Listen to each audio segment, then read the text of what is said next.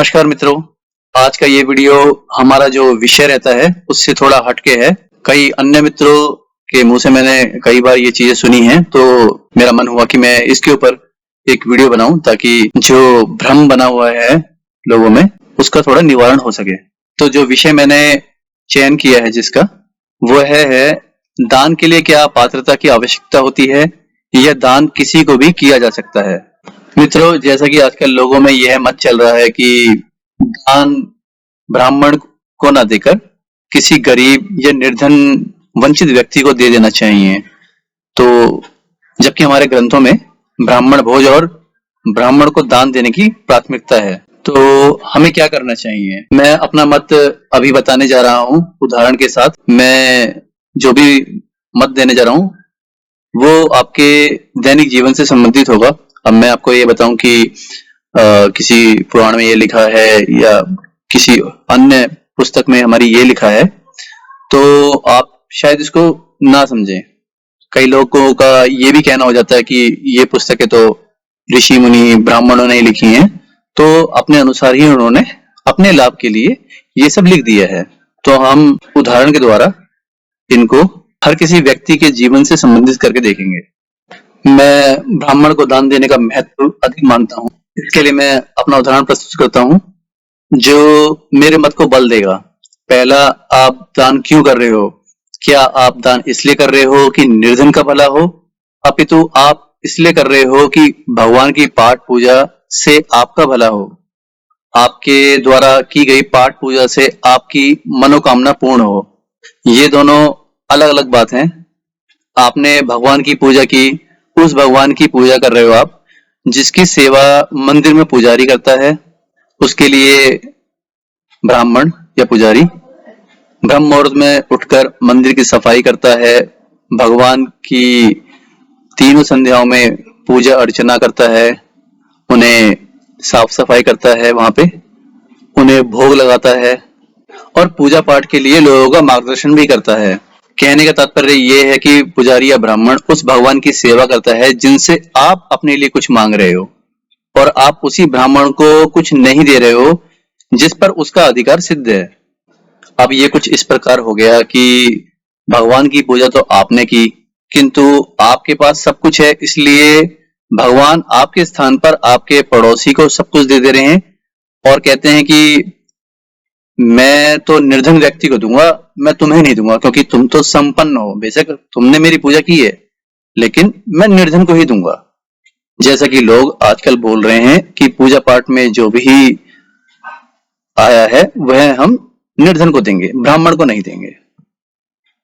अब ये कुछ इस तरीके से भी आप समझिए इसको कि मान लीजिए आपका कार्यालय है, आप वहां पे मेहनत करते हैं, पूरा वर्ष आपने मेहनत करी और जब पदोन्नति का अवसर आया तो उसका पदोन्नति हो गई जो व्यक्ति काम नहीं कर रहा था और आपको नहीं मिला। तो ना आपको धन ही मिला ना आपको पद ही मिला, तो फिर आपको कैसा अनुभव होगा? क्या आप काम करोगे? आपके काम में, आपकी सेवा में कमी आ जाएगी। ब्राह्मण या पुजारी भगवान को जीवित मान उनकी सेवा में निरंतर लगा रहता है। इसके विपरीत लोग जिसे निर्धन समझकर दे रहे हैं उसकी भगवान में आस्था है या नहीं यह भी आपको नहीं पता है। आखिर उसने भगवान के लिए या अपने धर्म के लिए किया ही किया है। उसका पिछला कर्म, पूर्व जन्म के कर्म इतने ही अच्छे होते तो क्या वह यह जीवन भोग रहा होता? और वह परिश्रम क्यों नहीं कर रहा है? ब्राह्मण अपना परिश्रम कर रहा है, उसका जो कर्म है वो कर रहा है, उसने अपना जीवन भगवान की सेवा में लगाया है। तो भगवान की सेवा करने के बाद पूरा जीवन में उसे कुछ भी प्राप्त नहीं होता है, तो क्या ब्राह्मण की ही आस्था भगवान में रहेगी? अगर स्वयं ब्राह्मण ही भगवान पे भरोसा नहीं करेगा, विश्वास नहीं करेगा, तो आपकी एक दो बार पूजा करने से आपको सब कुछ मिल जाए, क्या ये संभव है? जो आप भगवान से चाहते हैं केवल एक पूजा करने के बाद आपको सब कुछ प्राप्त हो जाए, तो ब्राह्मण को क्यों ना मिले जो कि निरंतर दिन रात उसकी सेवा में झुका रहता है। और यहाँ तो कई और नए बिरला उदाहरण है कि अगर कुछ ना मिले तो लोग भगवान को ही मानना बंद कर देते हैं। पूजा से कुछ नहीं होता, भगवान नहीं होता है, उसने हमारे लिए किया ही क्या है। लोग इतने मतलबी हो गए हैं कि वो भगवान को ही बदल देते हैं। व्यक्ति जन्म लेकर यह भूल जाता है कि वह संसार में आया क्यों है। सभी रिश्ते नातों से, पूजा पाठ से हमारा सिर्फ एक ही अर्थ रह जाता है कि हमें वहां से कुछ प्राप्ति हो, कुछ लाभ प्राप्त हो। अगर यही बात है तो ब्राह्मण फिर ऐसा क्यों नहीं सोच सकते, जबकि वह तो उस भगवान की पूजा कर रहे हैं जिनसे आप मांग रहे हो। तो भगवान का धर्म बनता है कि वह उन्हें भी कुछ दें। तो अगर भगवान का धर्म बन रहा है तो भगवान स्वयं तो आके देंगे नहीं, वो जजमानों से ही लेंगे, क्योंकि हम उनकी पूजा कर रहे हैं। वैसे भी वह कार्य कोई भी नहीं करता है जिसमें कोई लाभ ना हो या जिसमें कोई शक्ति ना हो। पूजा करने के बाद भी आपको लाभ ना हो तो उस पूजा का कोई महत्व रह नहीं जाता है। यहाँ लाभ से तात्पर्य भौतिक और मानसिक दोनों प्रकार का लाभ हो सकता है, जिस भी कारणवश आपने पूजा पाठ की है, अनुष्ठान किया है।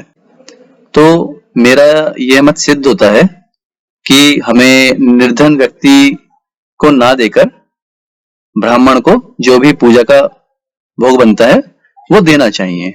यहाँ मैं यह नहीं कह रहा हूं कि निर्धन व्यक्ति को कुछ देना ही नहीं चाहिए। अगर आप दान दूसरी मंशा से कर रहे हो तो आप निर्धन को भी अवश्य दान दें, उन्हें उसे खाना खिलाएं। भंडारा हमारे देश में सनातन धर्मी करते ही रहते हैं। वहां पे एक समान रूप से निर्धन, धनी या फिर मध्यम परिवार के सभी प्रकार के व्यक्ति उस भोग को स्वीकार करते हैं। मैं विशेष जो पूजा के बाद जो मिलता है ब्राह्मणों को, मैं उसके बारे में कह रहा हूँ। तो यहाँ मेरा मत संपूर्ण हुआ। आप सभी मित्रों से मेरा निवेदन है कि आप भी अपने अपने विचार, मत वीडियो के कमेंट बॉक्स में दें। यदि मेरे से अलग भी मत हो तो वो भी स्वीकार है, आप लेकिन जरूर अपने मत दें इसमें। आपको मेरा ये विषय और वीडियो कैसे लगा, वीडियो के कमेंट बॉक्स में जरूर बताएं। यदि इस तरीके के और विषय और वीडियो पे मैं वीडियो बनाऊं तो मुझे कमेंट बॉक्स में जरूर बताइएगा। मिलते हैं एक नए विषय और वीडियो के साथ। तब तक के लिए आप सभी का दिन शुभ रहे। महादेव की आप सभी पर कृपा बनी रहे। हर हर महादेव। मेरे चैनल को सपोर्ट करने के लिए लाइक करें, सब्सक्राइब करें और अपने मित्रों के साथ शेयर करें ताकि अधिक से अधिक लोगों का कल्याण हो सके।